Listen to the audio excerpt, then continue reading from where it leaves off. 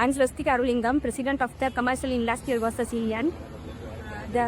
My comrade who is standing next to me, his name is Seethawaka.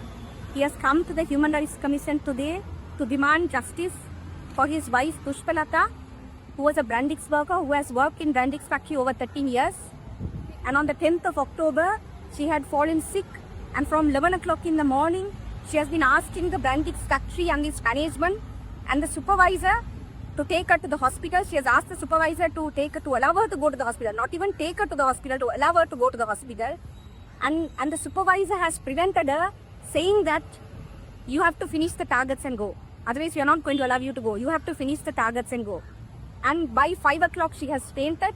And by 6 o'clock, despite the fact that Brandix had taken her in the staff transport to the hospital, by 6 o'clock, she was admitted to the hospital. And by 11 o'clock, she was dead. She was pronounced dead.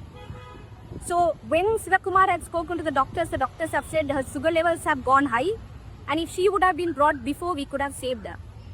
The JMO who has done a post-mortem is a doctor who is working in the Brandix factory. And to date, Seethawaka has not been told about the cause of death. To date, he has not been given a death certificate. To date, he's searching for justice and he's searching for answers as to what happened to his wife inside the Brandix factory that day. So what we want to say is this is not the first time something like this has happened in the Brandix factory. We all remember the second wave of COVID crisis when workers were put on, literally forcibly sent to quarantine camps run by military. We met with the Brandix management. All the unions standing here, we met with the Brandix management and said, you all are not allowing women workers to exercise their agency inside your factories. You're not allowing them to unionize. You're using them as objects of production. You're using them as objects of production. They have lives. You know, they need to breathe. Yes, they are there to do work, but they need to breathe. They need to drink water. They need to use the washroom. They're not your slaves. Allow them to exercise their agency and unionize. And the Brandix management completely prevented people from organizing. In the recent past, in a factory in Nivatigala, Free Trade Zone General Employees Union tried to unionize. They blocked that unionization process, and this has been the history of Brandix. So today we are standing here demanding justice for the death of Pushpalatha. This was an entirely preventable death. We do not have to stand here demanding for the justice, demanding for justice, demanding for answer. This was an entirely preventable death which could have been prevented by Brandix. And this is the first time, I believe, the Human Rights Commission is calling an inquiry against the private company, and we welcome that.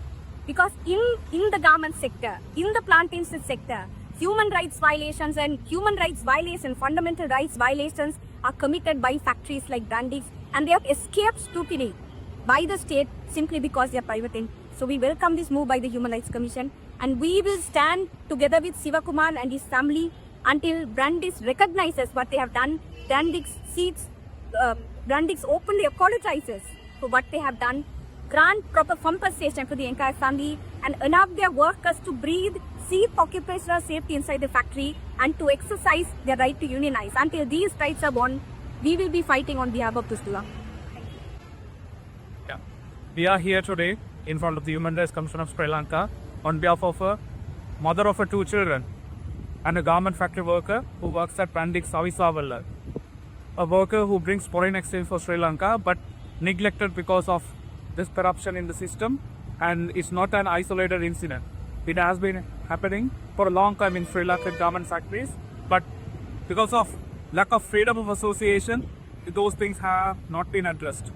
Here in this case, the brother Seethawaka, the husband of the comrade who died because of the negligence of the Brandix factory, who died because of negligence of the system, who has been asking to go to the hospital since morning 11 o'clock, and only she has been admitted after the 5 p.m. and not even by an ambulance. It's just a usual transport of Brandix. So what had happened, what has doctor said to Mr. Seethawaka is, if they have brought Comrade Pushpalatha earlier, they could have saved her.